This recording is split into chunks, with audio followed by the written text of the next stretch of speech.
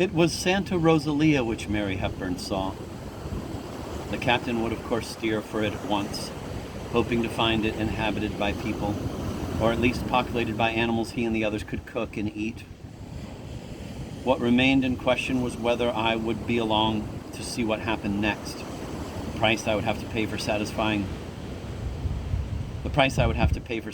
my curiosity about the destinies of the people on the ship was unambiguous.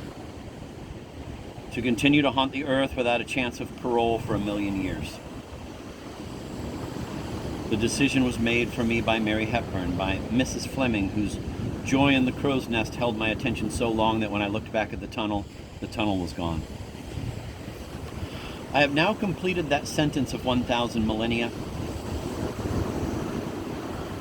I have paid in full my debt to society or whatever. I can expect to see the blue tunnel again at any time. I will, of course, skip into its mouth most gladly. Nothing ever happens around here anymore that I haven't seen or heard so many times before. Nobody surely is going to write Beethoven's Ninth Symphony, or tell a lie, or start a third world war. Mother was right. Even in the darkest times, there really was still hope for humankind. On the afternoon of Monday, December 1st, 1986, Captain Adolf von Kleist, whose ship was without a utile anchor, intentionally ran the Bahia de Darwin aground on a lava shoal which was close to shore. He believed that she could drag herself free, as she had done in Guayaquil, when it was time to sail again. When did he plan to sail again? As soon as the larders were stocked with eggs and boobies and iguanas and penguins and cormorants and crabs and anything else that was edible and easy to catch. When he had a food supply to match his stores of fuel and water, he could return at leisure to the mainland and seek a peaceful port which would take them in. He would rediscover the South American continent. He switched off his faithful engines. That would be the end of their faithfulness. For reasons he was never able to determine, they would never start again. This meant that the stoves and ovens and refrigerators would soon be out of business too, as soon as the batteries ran down. There were still 10 meters of stern line of white nylon umbilical cord coiled by a cleat on the main deck. The captain tied knots in this, and then he and Mary climbed down it to the shoal and waded ashore to gather eggs and kill lower animals who had no fear of them. They would use Mary's blouse and James Waite's new shirt. They would use Mary's blouse and James Waite's new shirt, which still had the price tag on it, for grocery bags. They wrung the necks of the boobies. They caught land iguanas by their tails and beat them to death on black boulders, and it was during this carnage that Mary would scratch herself and a fearless vampire finch would take its first sip of human blood. The killers left the marine iguanas alone, believing them to be inedible. 2 years would pass before their discovery that partially digested seaweed in the bellies of these creatures was not only a tasty hot meal, ready cooked, but a cure for vitamin and mineral deficiencies which had troubled them up to then. That would complete their diet. Some people, moreover, could digest this puree better than others, so that they were healthier and nicer looking, more desirable as sexual partners. So the law of natural selection went to work, with the result 1,000,000 years later that human beings can now digest seaweed for themselves without the intervention of marine iguanas, which they leave alone. That is such a much nicer arrangement for everyone.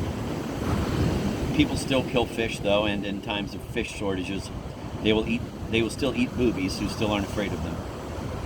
I could stay here another 1,000,000 years, and that still wouldn't be time enough, I'm sure, for the boobies to realize that people are dangerous. Yes, and as I've already said, they still dance and dance at mating time. The people had quite a feast on the Bahia de Darwin that night. They ate on the sun deck, and the deck itself was the serving platter, and the captain was the chef. There were roasted land iguanas stuffed with crab meat and minced finches. There were roasted boobies stuffed with their own eggs and basted with melted penguin fat.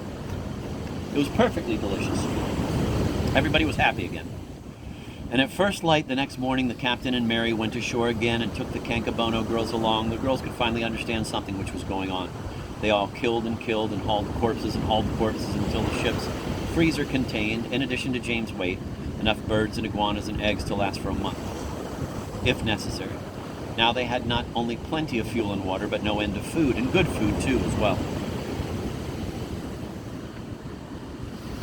Next, the captain would start the engines. He would head the ship due east at maximum velocity. There was no way he could miss South America or Central America or North America, the captain told Mary, his sense of humor returning.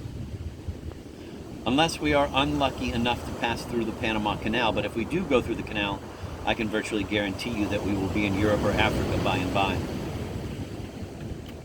So he laughed and she laughed. Everything was going to be all right after all. But then the engines wouldn't start. By the time the Bahia de Darwin slid beneath the dead calm ocean, which was in September of 1996, everybody but the captain was calling her by a nickname given to her by Mary, which was, quote, the walloping window blind, end of quote. This disparaging title was taken from a song Mary learned from Mandarax, which went like this. A capital ship for an ocean trip was the walloping window blind. No gale that blew dismayed her crew or troubled the captain's mind. The man at the wheel was taught to feel contempt for the wildest blow, and it often appeared when the weather had cleared that he'd been in his bunk below. Charles Carroll, 1842 to 1920. Hisako Hiraguchi and her furry daughter Akiko and Selena McIntosh all called her the walloping window blind, and so did the Kankabono women, who loved the sound of the words without understanding them. And when the Kankabono women bore children, which they hadn't done yet, they would teach their young that they themselves had come from mainland on a magic ship, since vanished, called the Walloping Window Blind. Akiko, who was fluent in Kankabono as well as English and Japanese, and who was the only non-Kankabono who could converse with the Kankabonos, would never find a satisfactory way to translate this into Kankabono, the Walloping Window Blind. The Kankabonos could no more understand it and its comical intent than could a modern person if I were to whisper in his or her ear, as he or she basked on a white sandy beach by a blue lagoon, the Walloping Window Blind.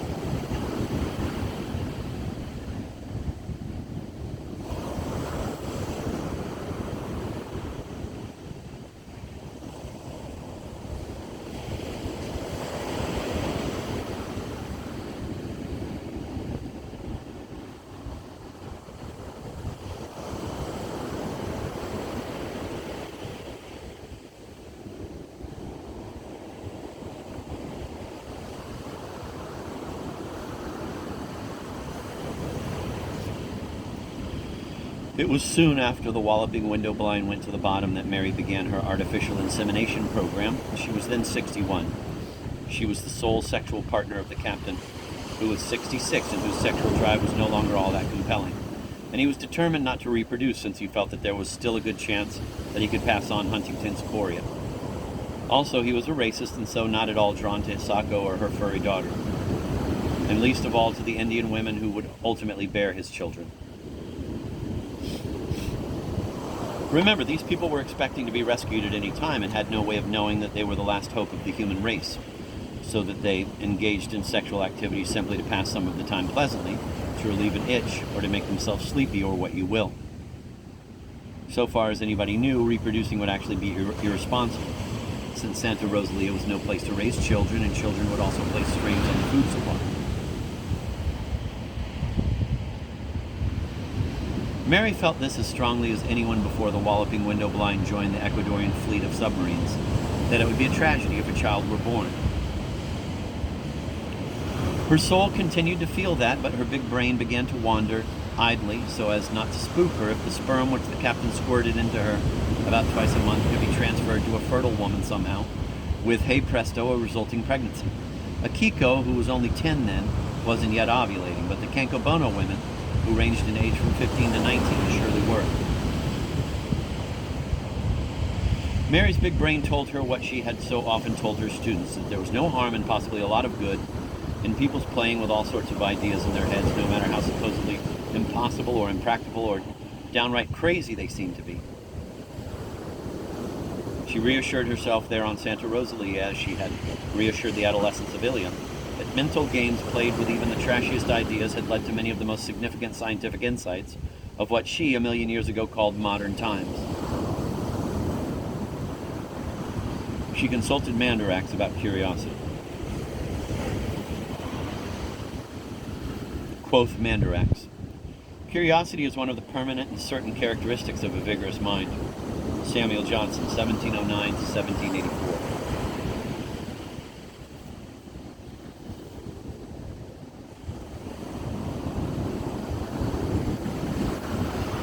What Mandarax didn't tell her, and what her big brain certainly wasn't going to tell her, was that if she came up with an idea for a novel experiment which had a chance of working, her big brain would make her life a hell until she had actually performed that experiment.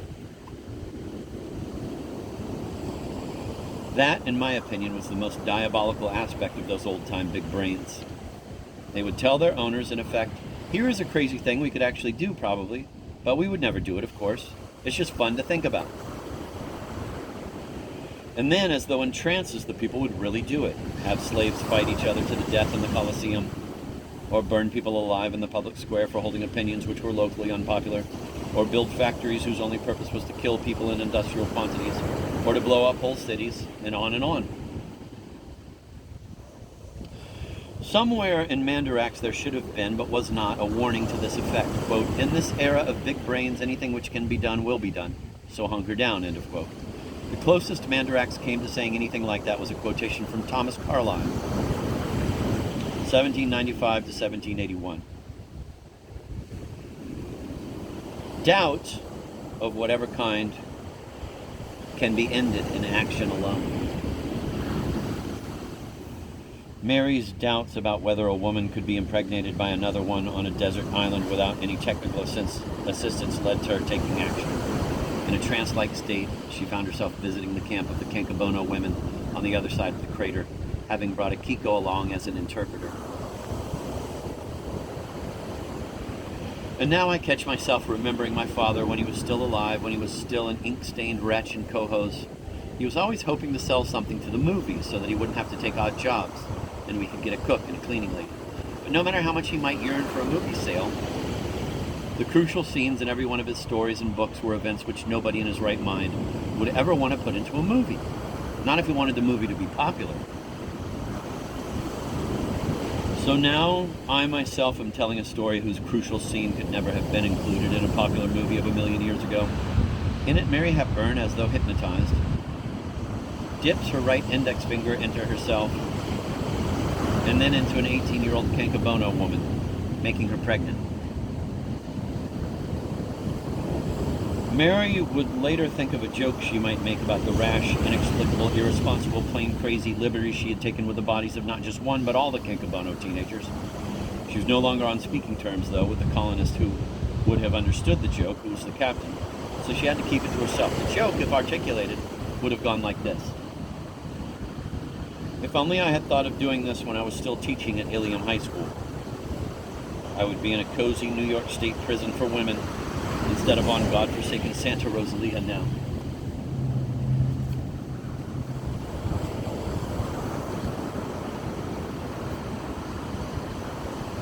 When the ship went down, it took the bones of James Waite with it, all mixed up on the floor of the meat locker with the bones of reptiles and birds of a sort which are still around today. Only bones like Waite's are unclothed with flesh today. He was some kind of male ape, evidently, who walked upright and had an extraordinarily big brain, whose purpose, one can guess, was to control his hands, which were cunningly articulated. He may have domesticated fire. He may have used tools.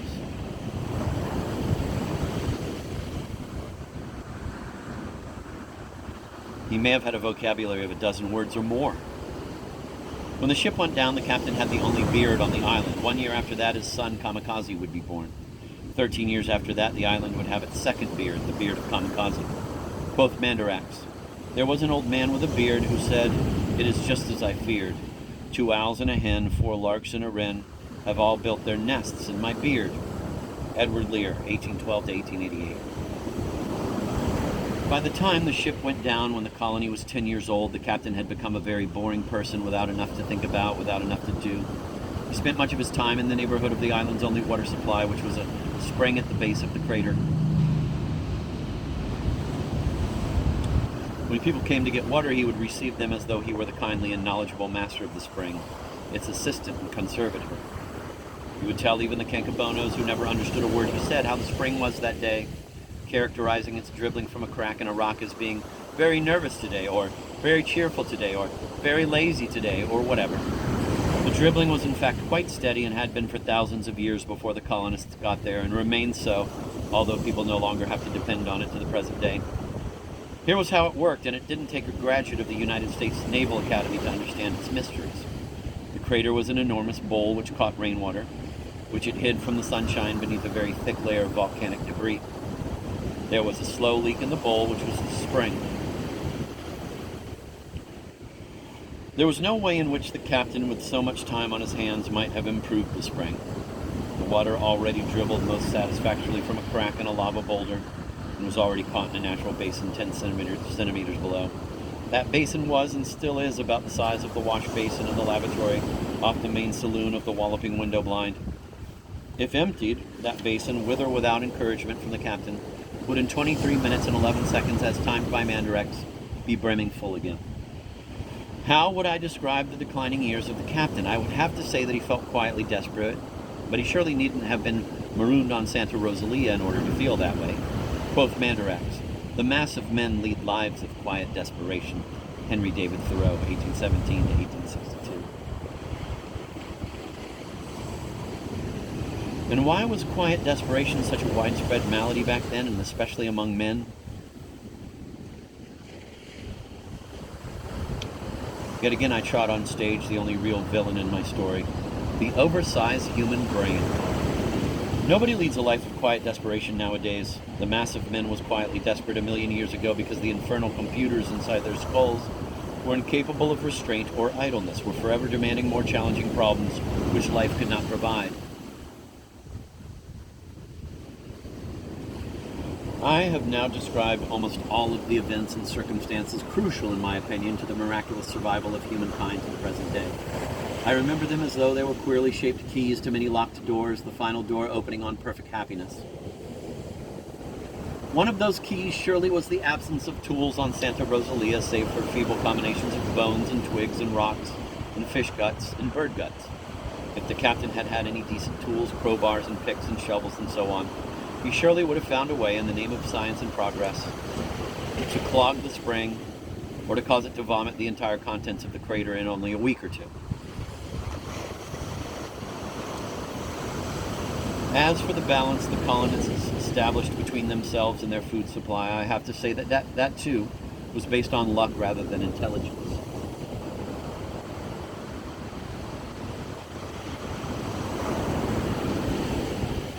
Nature chose to be generous, so there was enough to eat. The birds on the other islands were having good years, and so sent immigrants from overpopulated rookeries to Santa Rosalia to take over the nests of those eaten by the people.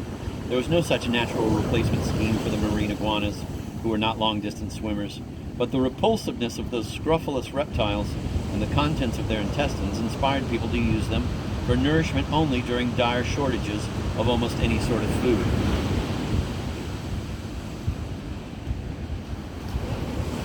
The most satisfactory food, everybody agreed, was an egg cooked for hours on a nice flat rock in the sunshine. There was no fire on Santa Rosalia. After that came a fish stolen from a bird. After that came a bird itself. After that came the green pulp from inside a marine iguana.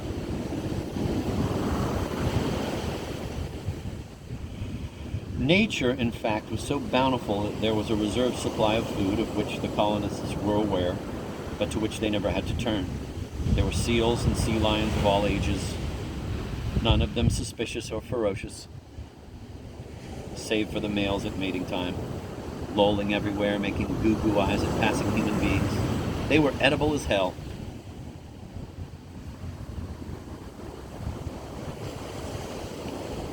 It just might have been fatal that the colonists killed off all the land iguanas almost immediately, but it turned out not to have been a disaster. It could have mattered a lot. It just happened that it didn't matter much at all. There have never been great land tortoises on Santa Rosalia, or the colonists probably would have exterminated them as well. But that wouldn't have mattered either. Meanwhile, in other parts of the world, particularly in Africa, people were dying by the millions because they were unlucky. It hadn't rained for years and years. It used to rain a lot there, but now it looked as though it might never rain again. At least the Africans had stopped reproducing. That much was good. That was some help. That meant that there was that much more of nothing to be spread around.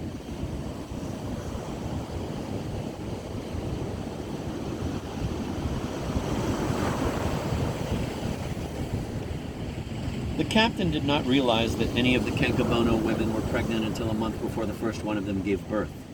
Gave birth, as it happened, to the first human male native to the island, who came to be known by the nickname the furry Akiko gave him, expressing her delight in his maleness, which was kamikaze, Japanese for sacred wind.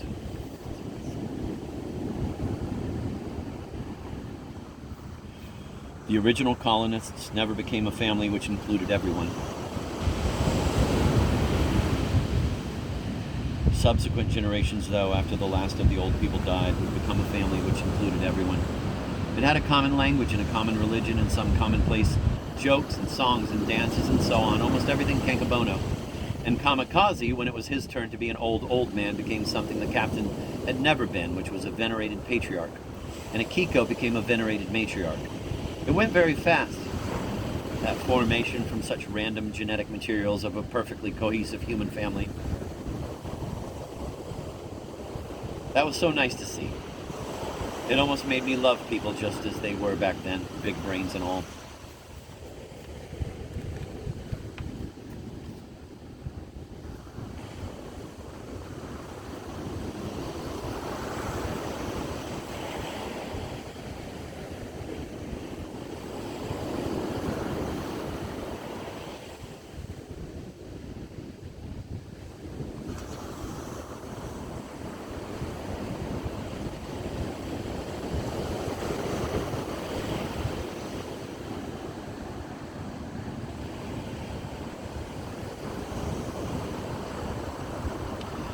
The captain found out that a Kankabono woman was pregnant only very late in the game because nobody was about to tell him, certainly, but also because the Kankabono women hated him so much, mainly on racist grounds, that he hardly ever saw one. They came to his side of the crater for water only late at night, when he was usually sound asleep, just so they could avoid him. They would go on hating him that much right up to the end of his life, even though he was the father of all the children they loved so much. But a month before Kamikaze was born, the captain could not sleep on his and Mary's featherbed. His big brain made him itch and squirm with a scheme for digging down to the water supply from the top of the crater and locating the leak, and thus gaining control of what nobody had any reason to complain about, the rate of flow of the spring. This was an engineering project, incidentally, about as modest as the construction of the Great Pyramid of Khufu or the Panama Canal. So the captain got out of bed and went for a walk in the middle of the night. The moon was full and directly overhead. When he came to the spring, there were the 6 Kankabonos patting the top of the water in the brimming basin as though it were a friendly animal, and sprinkling each other and so on. They were having so much fun, and they were especially happy because they were all going to have babies soon. They stopped having fun as soon as they saw the captain. They thought he was evil, but the captain was also dismayed because he was naked. He hadn't expected to run into anybody. He had not bothered to put on his iguana skin breech clout. So now, after 10 years on Santa Rosalia, the Kankabonos were getting their first look at his genitalia. They had to laugh, and then they couldn't stop laughing.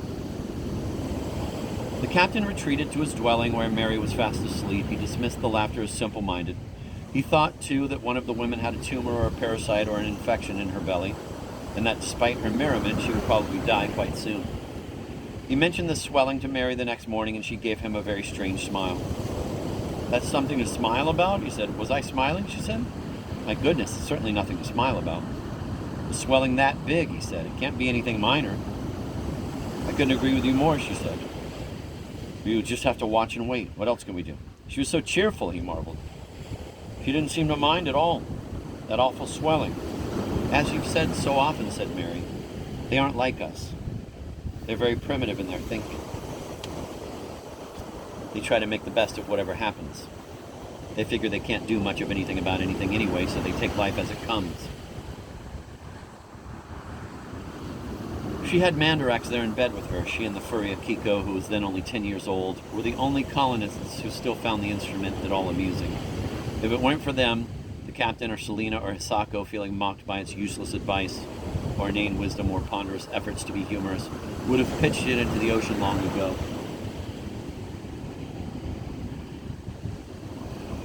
The captain, in fact, had felt personally insulted by Mandarax since it had come up with the poem about the ridiculous captain of the walloping window blind.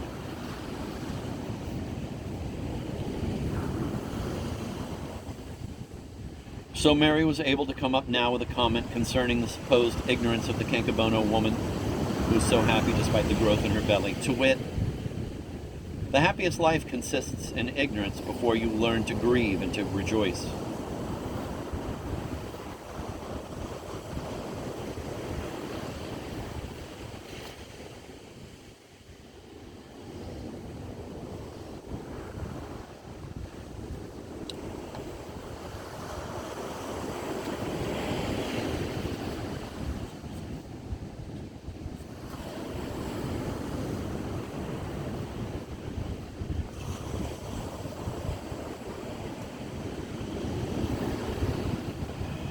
Mary was toying with him in a way which I, as a former fellow male of the captain, was bound to think smug and mean-spirited. If I had been a woman in life, I might have felt differently. If I had been a woman, perhaps I would have been jubilant over Mary Hepburn's secret jeering at the limited role males played in reproduction back then, and which they still play today. That has not changed. There are still these big lunks who can be counted upon to squirt lively sperm in season. Mary's secret jeering was about to become overt and nasty, too, after Kamikaze was born and the captain learned that this was his own son. He would stammer that he surely should have been consulted. And Mary would reply, "You didn't have to carry that child for 9 months and then have it fight its way out from between your legs. You can't breastfeed, even if you'd like to, which I somehow doubt. Nobody expects you to help raise it. The hope is, in fact, that you will have absolutely nothing to do with it." "Even so," he protested. "Oh my God," she said. "If we could have made a baby out of marine iguana spit, don't you think we would have done that? And not even disturbed your majesty?"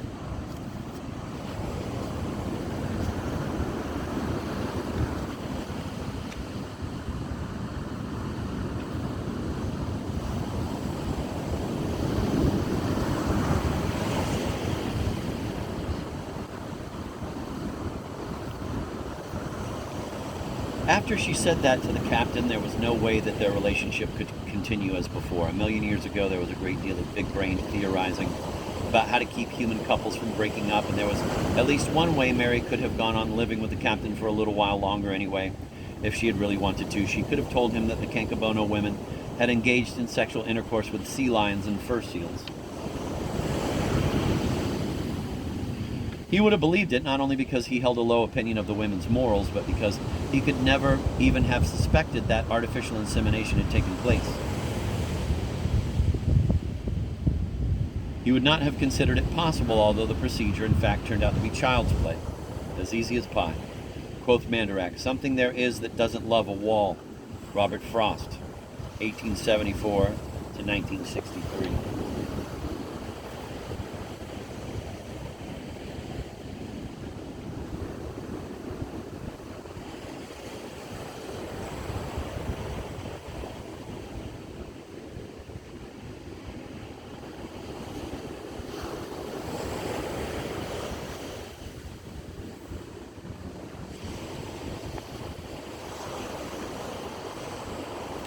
To which I add, yes, but something there is which adores a mucous membrane. Leon Trotsky Trout, 1946 to 1,001,986.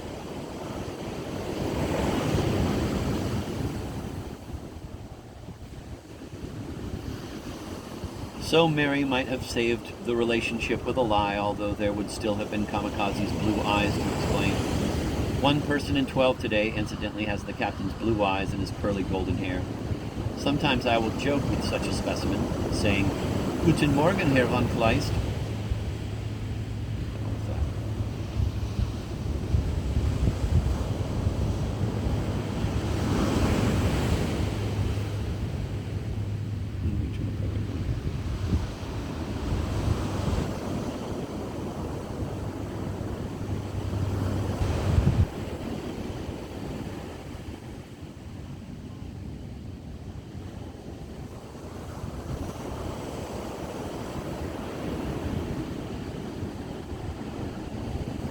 Guten Morgen, Herr von Kleist, or Wie geht's es Ihnen, Fräulein von Kleist? That's about all the German I have. It is more than enough today.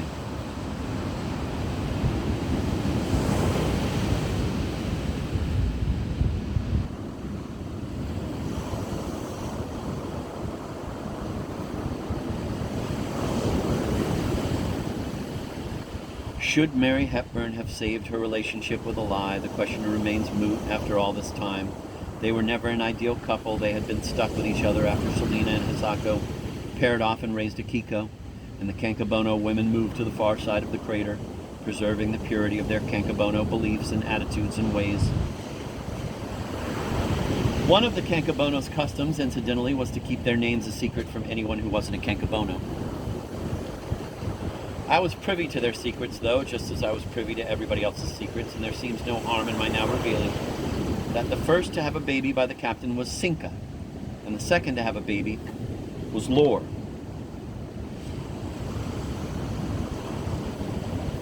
And the third to have a baby was Lyra, and the fourth to have a baby was Durno, and the fifth to have a baby was Nano, and the sixth to have a baby was Keel. After Mary moved out on the captain and made a canopy and a feather bed of her own, she would say to Akiko that she was no lonelier than she had been. She would say to Akiko that she was no lonelier than she had been when she lived with the captain. She had several specific complaints about the captain, faults he might easily have remedied if he himself had been at all interested in making their relationship viable.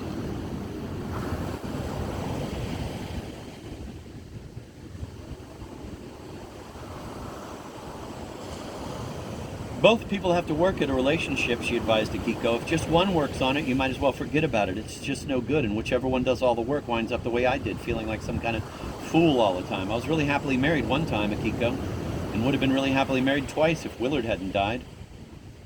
So I know how it's supposed to work. She enumerated the four most serious faults which the captain might have remedied easily, but wouldn't, as follows. Number one, when he spoke of what he would do after they were rescued, he never included her in his plans. Number two, he made fun of Willard Fleming, although he knew how much this hurt her, doubting very much that he had written 2 symphonies, or knew anything about windmills, or that he could even ski.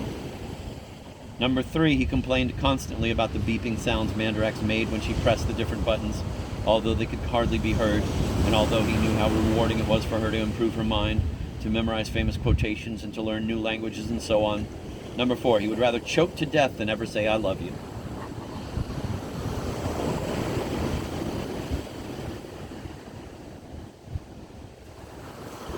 And those are just the 4 big ones, she said. So there was a great deal of pent-up resentment coming out when Mary spoke to the captain, as she did about Marina Guanacibit. I can't see that the breakup was tragic, since there were no dependent children involved, and neither party found living alone absolutely unendurable. Both were visited regularly by Akiko, and then after Kamikaze sprouted a beard, Akiko had furry children of her own to bring along.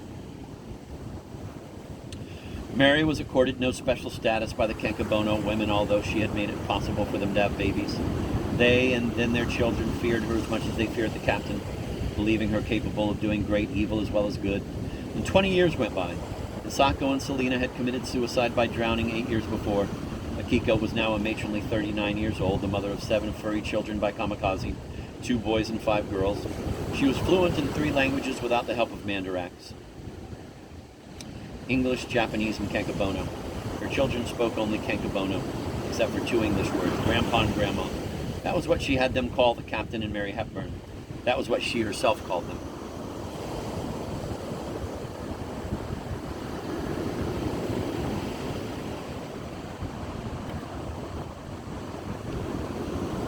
One morning at 7:30 a.m. on May 9th, 2016, according to Mandarax, Akiko woke. One morning at 7:30 a.m. on May 9th, 2016, according to Mandarax, Akiko woke Mary and told her that she should go make her peace with the captain, who was so sick that he would probably not last the day. Akiko had visited him the previous evening and had sent her children home and stayed and nursed him through the night, although there was very little she could do for him. So Mary went, although she was no longer any spring chicken herself. She was 80 and toothless. Her spine was shaped like a question mark, thanks, according to Mandarax, to the ravages of osteoporosis. She didn't need Mandrax to tell her it was osteoporosis. Her mother and grandmother's bones were made as weak as reeds by osteoporosis before they died. There was another hereditary defect unknown in the present day. As for what was wrong with the captain, Mandrax made the educated guess that he had Alzheimer's disease. The old poop couldn't look after himself anymore and hardly knew where he was. He would have starved to death if Akiko hadn't brought him food every day and one way or another made sure he swallowed at least some of it. He was 86. Quoth Mandrax, last scene of all that ends this strange, eventful history is second childishness and mere oblivion. Sans teeth, sans eyes, sans taste, sans everything. William Shakespeare, 1564 to 1616.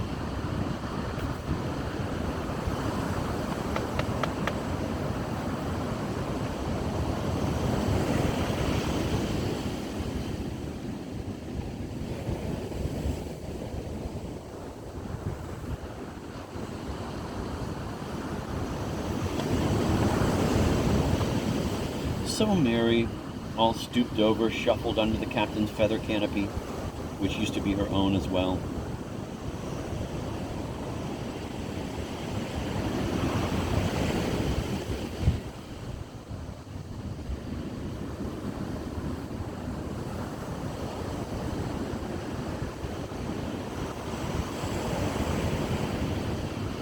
She had not been there for 20 years.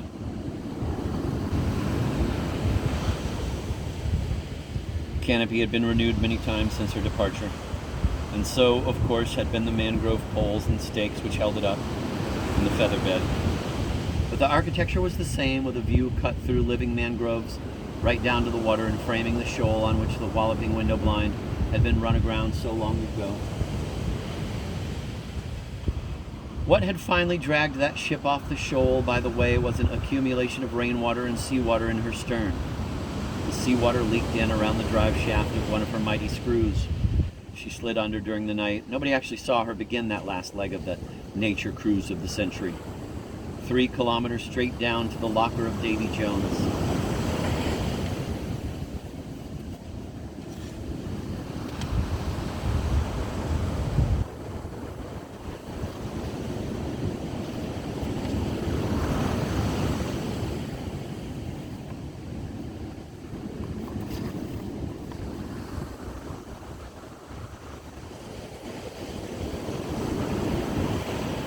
That was sure some lugubriously historic shoal outside the captain's home. I was surprised that he wanted to look at it every day. It was down that same half-drowned hump that Hisako Hiraguchi and the blind Selina McIntosh had waded hand in hand, seeking and finding together the blue tunnel into the afterlife. Selina was then 48 and still fertile. Hisako was 56. And had not ovulated for quite some time.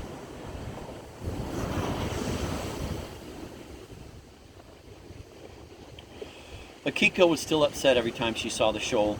She couldn't help feeling responsible for the suicides of the 2 women who had raised her, even though Mandrax had said it was surely Hisako's intractable, monopolar, and probably inherited depression which had killed them both. But there was the fact, inescapable for Akiko, that Hisako and Selina had killed themselves soon after Akiko set up housekeeping on her own. She was then 22. Kamikaze hadn't reached puberty yet, so he had nothing to do with it. She was simply living alone and enjoying it quite a bit. She was well past the age when most people flew the nest, and I was all for her doing it. I had seen how much pain it caused her when Hisako and Selina continued to speak to her in baby talk long after she had become such a robust and capable woman. And yet she had put up with it for an awfully long time because she was so grateful for all they had done for her when she was genuinely helpless. On the day she left, they were still cutting up her booby meat for her, if you can believe it. For a month after that, they still set a place for her at every meal, with the meat already all cut up, and they cooed at her and teased her gently even though she wasn't there anymore. And then one day, life just wasn't worth living anymore.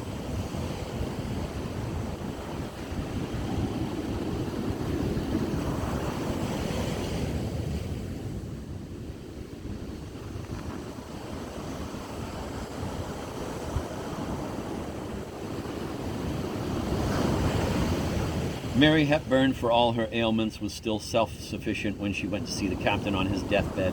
She still gathered and prepared her own food and kept her home as neat as a pin. She was proud of this and should have been. The captain was a burden on the community, which was to say a burden on Akiko. Mary was surely not. She had often said that if ever she felt that she was about to become a burden to anybody, she would follow Hisako and Selina down the shoal and join her second husband on the ocean floor. The contrast between her feet and those of the pampered captain were striking. Their feet certainly had very different stories to tell. His were white and soft. Hers were as tough and brown as the rock-climbing boots she had brought with her to Guayaquil so long ago. So she said to this man to whom she hadn't spoken for 20 years, "They tell me you're very sick." Actually, he was still quite handsome and well fleshed out. He was nice and clean, since Akiko bathed him every day and shampooed and combed his beard and hair. The soap she used, which was made by the Kankabono women, was composed of ground-up bones and penguin fat.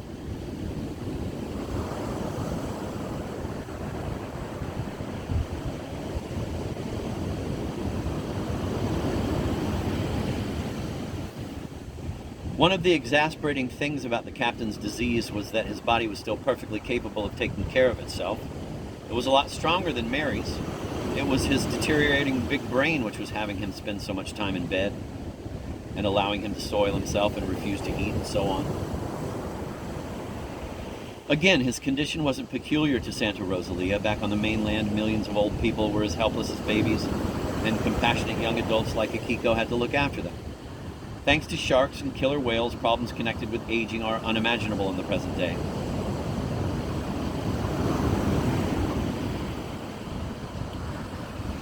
"Who is this hag?" the captain asked Akiko. "I hate ugly women. This is the ugliest woman I ever saw. It's Mary Hepburn." "It's Mrs. Fleming, Grandpa," said Akiko. A tear skittered down her furry cheek. "It's Grandma," she said. "Never saw her before in my life," he said. "Please get her out of here. I will close my eyes. When I open them again, I want her gone." He closed his eyes and began counting out loud under his breath. Akiko came over to Mary and gripped her frail right arm. "Oh, Grandma," she said, "I had no idea he would be like this." And Mary said to her loudly, "He's no worse than he ever was."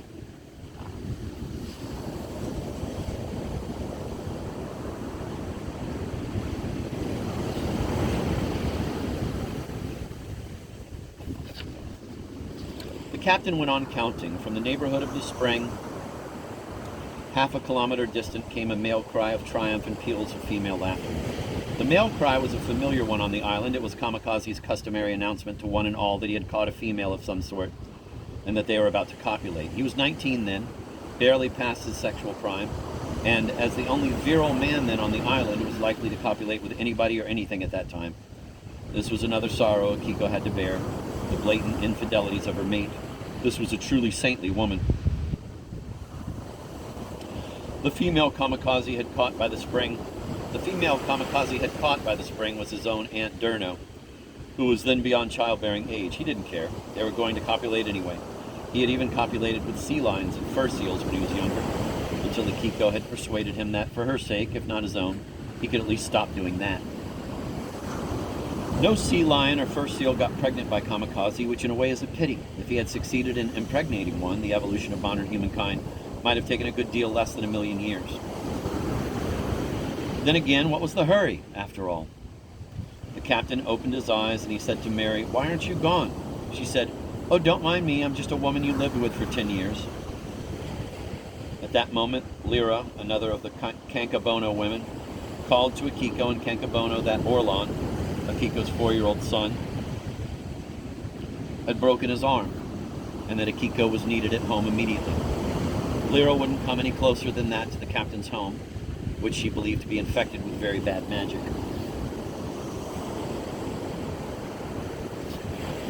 So Akiko asked Mary to keep watch over the captain while she went home. She promised to come back as soon as possible. "You be a good boy now," she said to the captain. "You promise?" He promised grumpily. Mary had brought along Mandarax at the request of Akiko in the hopes of using it to diagnose what had caused the captain to lapse into several death-like comas during the past day and night.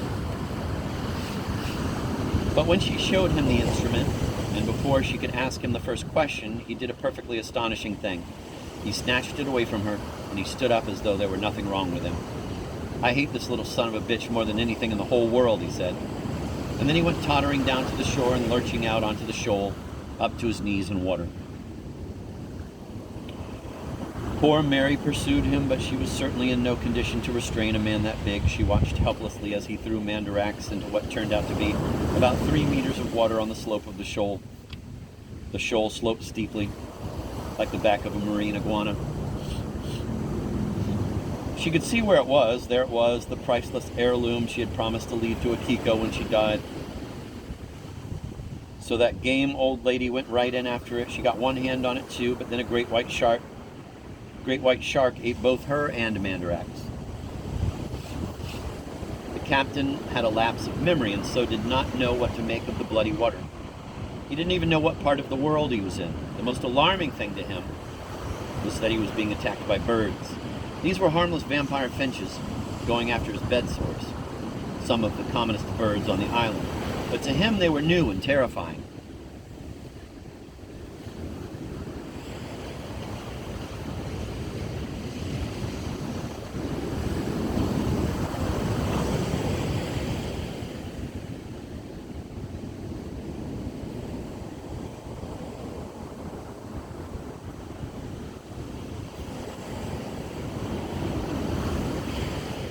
He slipped at them, slapped at them, and cried out for help.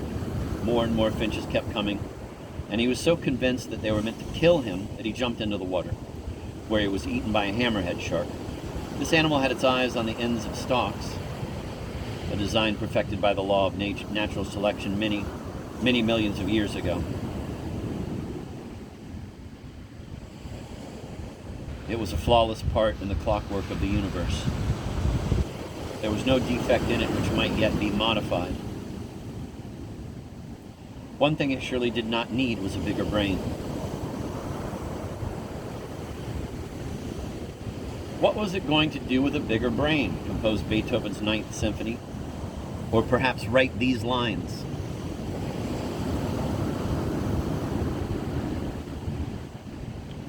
All the world's a stage, and all the men and women merely players. They have their exits and their entrances.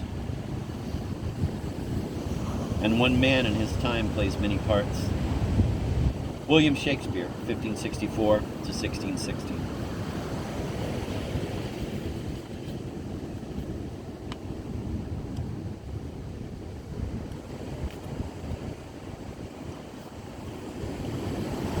I have written these words in air with the tip of the index fingers of my left hand, which is also air. My mother was left-handed, and so am I. There are no left-handed human beings anymore. People exercise their flippers with perfect symmetry. Mother was a redhead, and so was Andrew McIntosh. Although their respective children, I and Selena, did not inherit their rusty tresses. Nor has humankind, nor could humankind. There aren't any redheads anymore. I never knew an albino personally, but there aren't any albinos anymore either. Among the fur seals, albinos do still turn up from time to time. Their pelts would have been much prized for ladies' fur coats a million years ago, to be worn to the opera and charity balls. Would the pelts of modern people have made nice fur coats for their ancestors in olden times? I don't see why not. Does it trouble me to write so insubstantially with air on air? Well, my words will be as enduring as anything my father wrote, or Shakespeare wrote, or Beethoven wrote, or Darwin wrote. Turns out that they all wrote with air on air, and I now pluck this thought of Darwin's from the balmy atmosphere. Progress has been much more general than retrogression.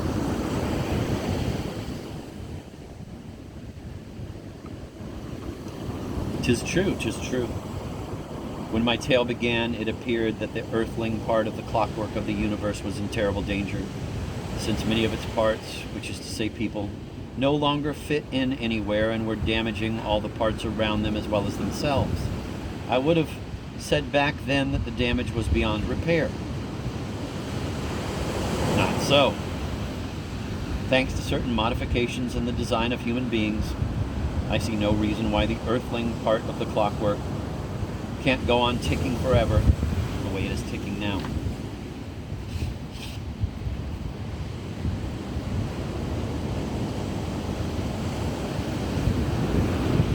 If some sort of supernatural beings or flying saucer people, those darlings of my father, brought humanity into harmony with itself and the rest of nature, I did not catch them doing it.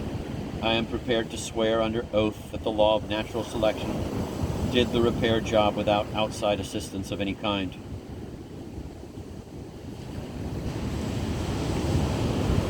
It was the best fisher folk who survived in the greatest numbers in the watery environment of the Galapagos archipelago. Those with hands and feet most like flippers were the best swimmers. Prognathous jaws were better at catching and holding fish than hands could ever be. And any fisher person spending more and more time underwater could surely catch more fish if he or she were more streamlined, more bullet-like, had a smaller skull,